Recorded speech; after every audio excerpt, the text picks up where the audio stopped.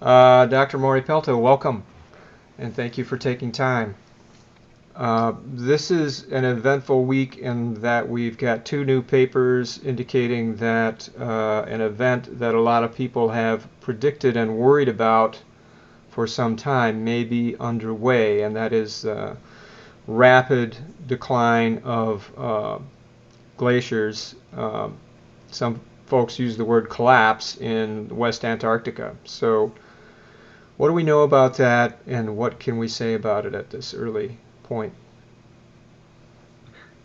Well, first of all, the studies that were published this week are from some of the glaciologists that I respect most on the issue.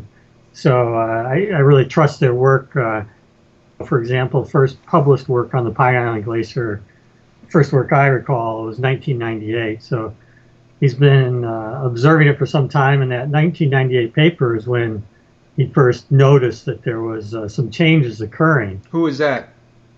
Eric Renault. Renault, yeah. So so he's been involved with this for a long time, and I think that we've talked before that one of the interesting aspects of this is that uh, it's just like in baseball or something. You have to get yourself positioned in the right place to make the play. And in this case, the glaciologic community understood Pine Island Glacier was the likely weak spot, and so Christopher Doak from the British Antarctic Survey and David Vaughan, Terry Hughes were some of the early ones that were talking about that back in 1980 through 82. And then that kind of prompted, the scientific community to really look carefully at that area. And then as things started to really change in the 1990s, and even more intensively. And so, in other words, the glaciological community was in the right place at the right time, poised to observe and this uh, event. Yeah, I looked over John Mercer's paper from 1978 the other day, and it seemed to me spookily prescient. I mean, just it seemed to be spot on that he kind of picked out the area that we're looking at now. Am I right? Yeah, that's it's true, and it's not that hard to pick out necessarily uh, if you look at the broader context. But he was concerned about the Antarctic Peninsula ice shelves, and of course, at the time, not much was happening, but uh, but then some of those started to disintegrate. We've had five of them, the Larsen, the Jones ice shelves, Prince Gustav ice shelf, Wardy ice shelf. They've all essentially disappeared. We've had some other big losses on the Wilkins ice shelf and the Mueller ice shelf. So it's become a pattern there, and definitely a pattern he was predicting would occur if we had this atmospheric warming. But that process that we see, and we see it in Greenland too, is that you need this thinning to occur, and the thinning just makes the glaciers structurally weaker, reduces their friction, their pinning points. And John Mercer actually started, he had a paper, I think, in 1960, looking at fjords and how when fjords, there's a change in the orientation or width or depth in a fjord, that acts as a pinning point for a fjord glacier. Now, we're not talking about fjord glaciers, but the same idea.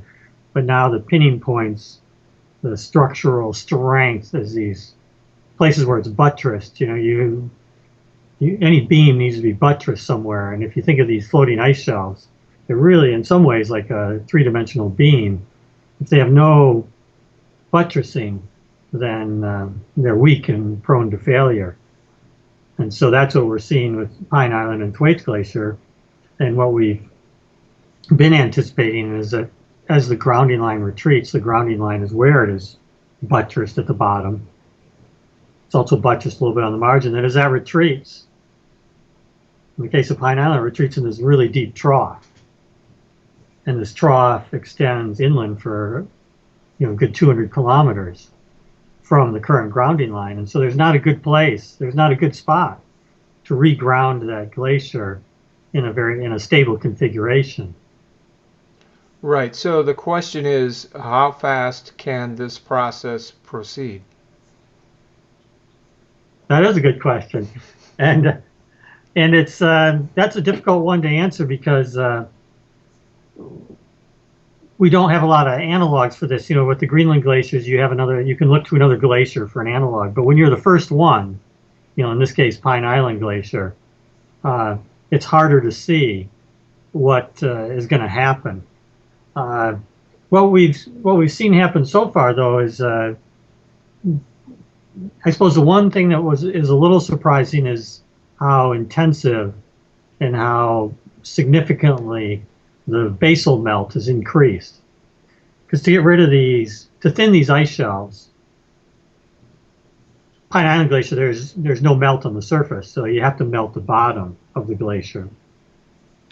And so some of the recent work by Jenkins and Jacobs and such, they found melt rates under that floating tongue of the Pine Island Glacier, the average melt rate at close to 40 meters per year. And so that, but again, go back a decade to look at the 1994 period. Renault was looking at the melt rates, and he was finding melt rates that were about 24 meters per year. That's thickness? That's the loss. So the loss in thickness just due to melt at the bottom in a single year. So in other words, we go from somewhere in the 20s to 40, so it's a big increase in basal melt, which represents, there is warmer water, but you can also just increase the circulation. Right. So either factor. But as the Pine Island Glacier retreats off the ridge, was its former grounding place, into this basin, it obviously exposes more of its belly to this melting. So are we getting both warmer water and more circulation? Yeah, it's Jacobs had a nice paper out a couple of years ago that looked at that in great detail, and so they noticed there was more of the circulation, but they definitely could trace that the temperature salinity profiles have changed as well. So though the glacier is what's responding more immediately to our eye, it's definitely the oceanic conditions that are driving most of its response. Okay, and there's discussion that the current in the ocean has been modified by changes in winds around Antarctica, which may be related to ozone hole issues as well. Yeah, I think that it's hard to right now for us to go backwards and figure out exactly all those parameters that are changing the ocean circulation around Antarctica. But that's something that the oceanographic and community has been focused on, and I'm sure we'll be making some good progress on that too.